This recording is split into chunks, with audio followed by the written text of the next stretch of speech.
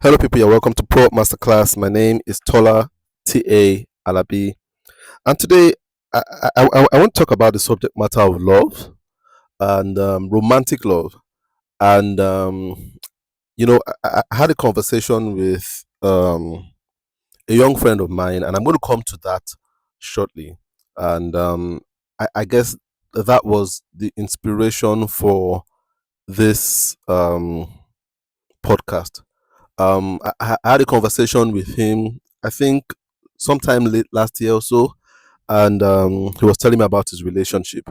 And after we had that conversation, I had this leading to record this podcast, but then I kind of pushed it away, and I thought, no need to. There's no need to record that. It's not.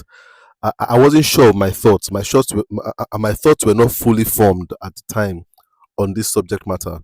But just recently, I had a conversation again, and I just thought I need to record this out there for that young person who is going into a relationship and who is in a relationship right now, and they are not sure about what love really is, what it means to be loved, and what it means to love.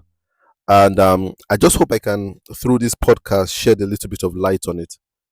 Now, there's this concept that has been floating around for a very long time. I think since the mid 1990s or so, and it's the concept of love languages. So a lot of people know what they call their love language, and this concept is something that was developed by a man called Dr. Gary Chapman in I think it was in 90s. It must have been in the 90s, maybe early 90s, mid 90s. And he wrote a book on this, on love languaging, and it was a best-selling book. It was an epiphany for a lot of people, and it helped a lot of people to discover themselves and what their love language was.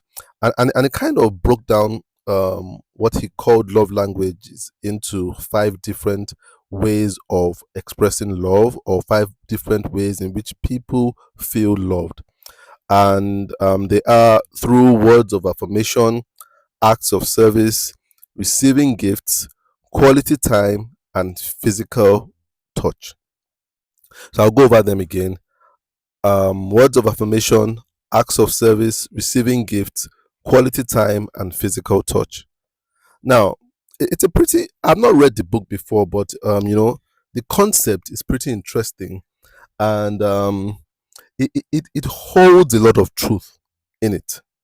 However, I feel there is a misconception people have based on this foundation of love languaging going into relationships and forming loving relationships. There's a misconception they have about this thing called love languages, and I guess this is where I kind of struggle with saying this is my love language, this is my love language, and this is how I know you love me if you do this. And I'll tell you where my struggle is. The struggle I have with this concept of love languaging is when you look at these five things by Dr. Gary Chapman. You know, this acts, words of affirmation, acts of service, receiving gifts, quality time, physical touch. Now, what I realize is a lot of people base their love languages, or their main love language, on deep seated insecurities that people have. Deep seated insecurities that people have.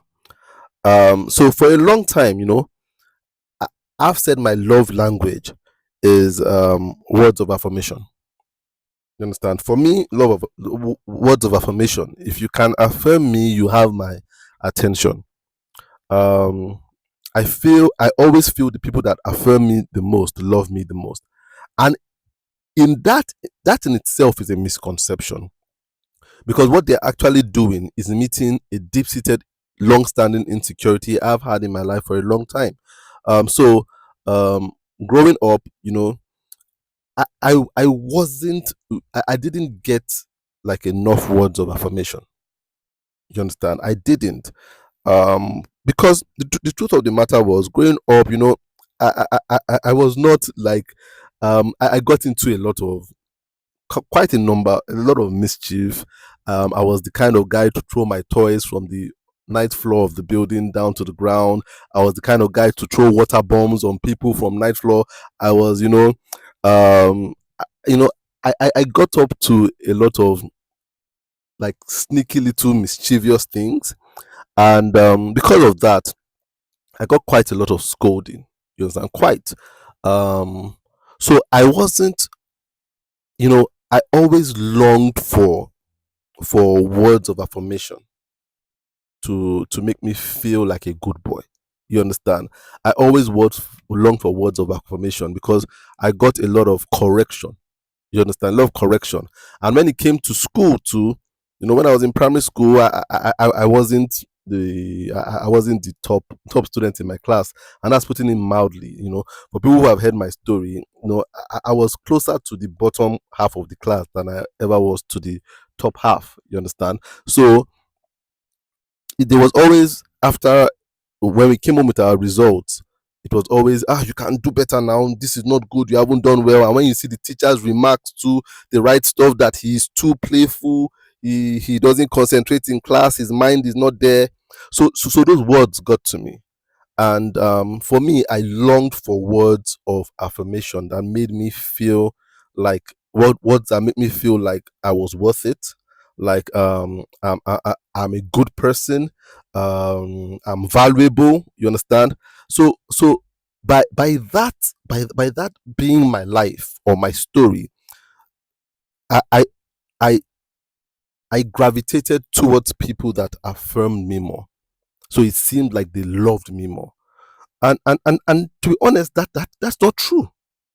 I'm not saying that people that affirmed me didn't love me, but it didn't really mean that they loved me anymore. You understand? But then that became my love language. And I also know people who say their love language acts of service. And most of the people that say their language is acts of service, that means you do things for them.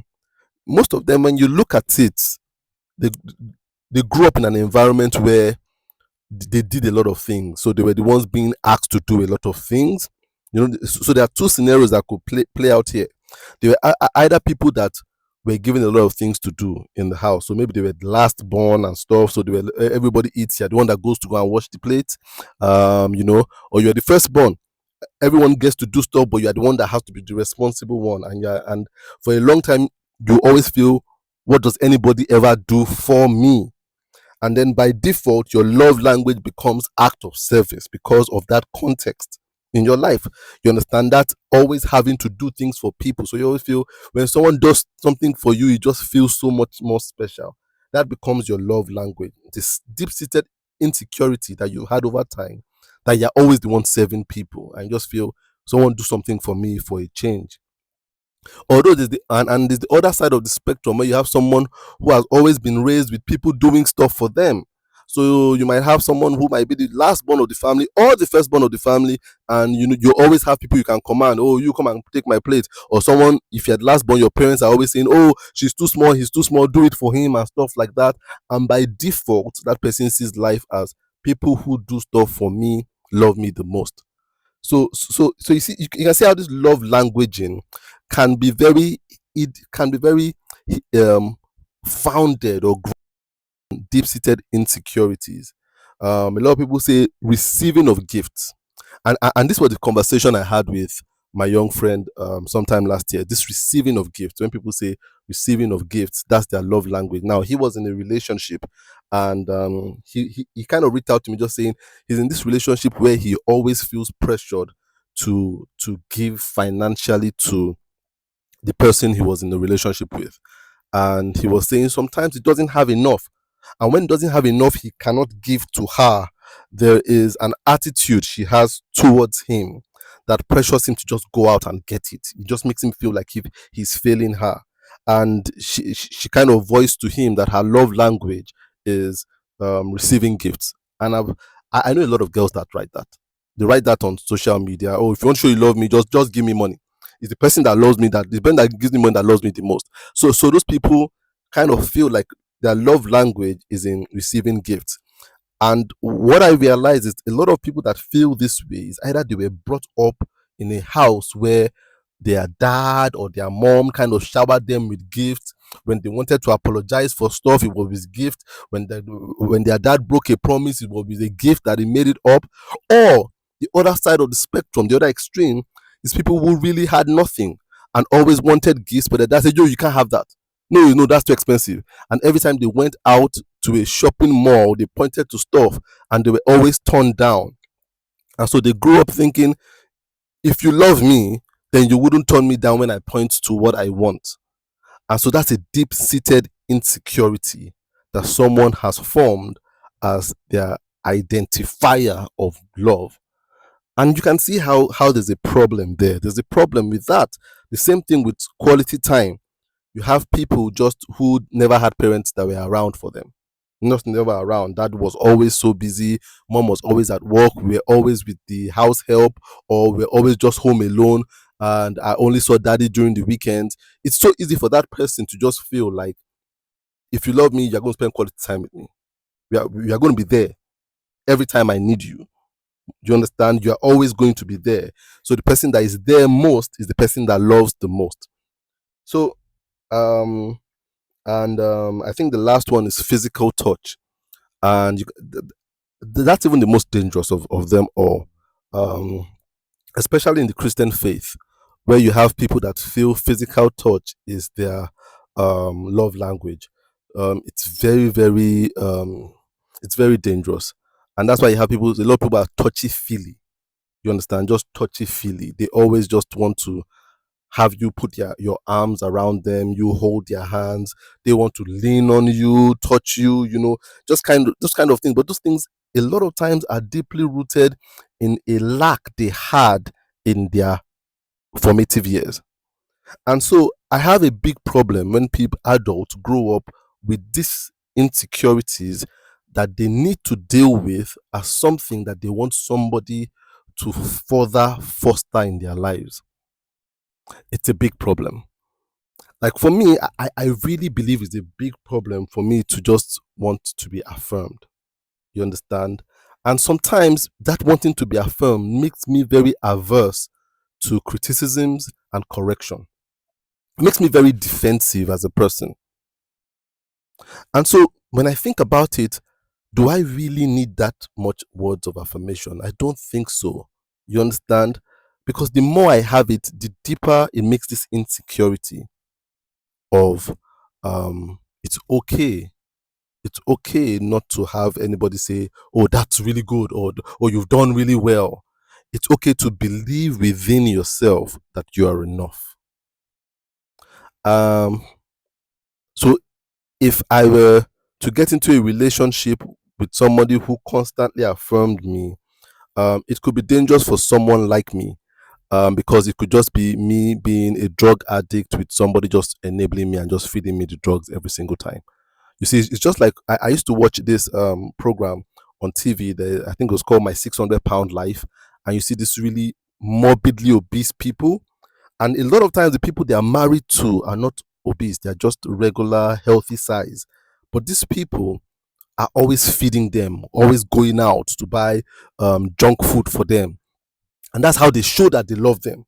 That's how those obese people know that they love them in court. You understand? So they always go out, and there's this particular one where a doctor tries to put them on a diet before he can operate them, because there's a particular weight you are where it's even dangerous to operate you.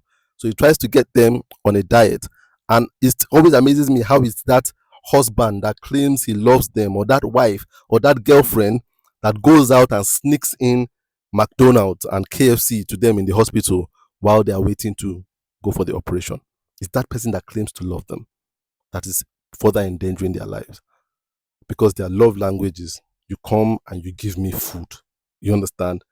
That person that gives me food loves me. And that's the problem with love languaging. Of course, I really believe the context of this love language is to find somebody who can help us through this insecurity, um, and help us to overcome these deep seated insecurities that did not become the only language we understand, but we are open to the true language of love. And what is the true language of love? And I truly believe the true language of love is found in the Bible. So, right now, I'm going to read a part of the Bible that I believe is the true language of love. And it's in First Corinthians 13. First Corinthians 13, verse 4. From verse 4 to verse 7, it says, "Love is patient and kind. Love is not jealous or boastful. Love or proud or rude. It does not demand its own way. Its own way of I want to be given gifts. I want quality time. I want words of affirmation. It's not irritable, and it keeps no record of being wronged. It does not rejoice in injustice, but rejoices in whatever is true. Love never gives up nor loses faith. It is always hopeful and endures through all circumstances." That is the true language of love. When you have somebody who operates with you with all these things described, the person is patient, the person is kind, the person is not jealous, the person is not boastful or proud or rude, and does not demand his or her own way. He's not irritable, keeps no record of wrong, you know, does not rejoice in injustice towards you or other people. The person is always glad when the truth wins out and never gives up. You see, that's the person that loves you. It's not really the person that gives you gifts and spends quality time and touch and all those things. That's the person that loves you. That's the person that loves you. The person that exhibits all these things or works towards it, because the person might not be exhibiting those things fully, but then they are conscious of it and they try their best to work towards it. They value these things in First Corinthians 13, 4 to 7. It doesn't matter whether you're a Christian or not. Get a copy of the Bible, you understand? And if that's the only verse, just look at it. You understand? Look at it and be able to judge what love truly is. It's not about love languages. It really isn't. It really isn't. I don't think it is. It sounds so good. It sounds so relatable because we all have one or two of these insecurities. But then a lot of us have lost out on truly good, helpful, genuine love because we used our love languaging as a barometer for judging whether the love was right. But no, we cannot use these things as a barometer.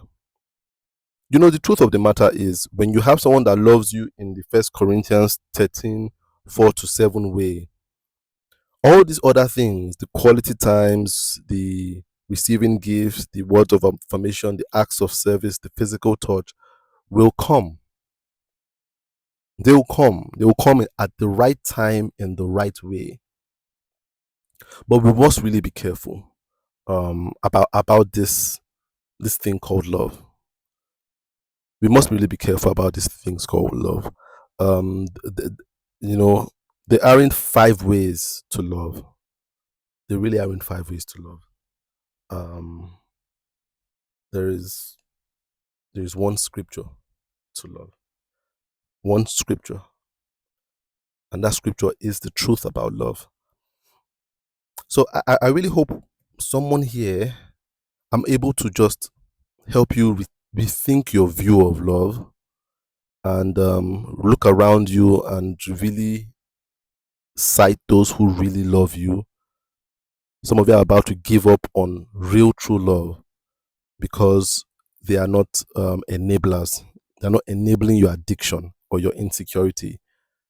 Be careful, because that person might really be helping to set you free rather than hold you grounded. in an addiction or an insecurity. So get to think about is those are my thoughts on this. But I really hope someone gets to think about this and someone's able to get value from this.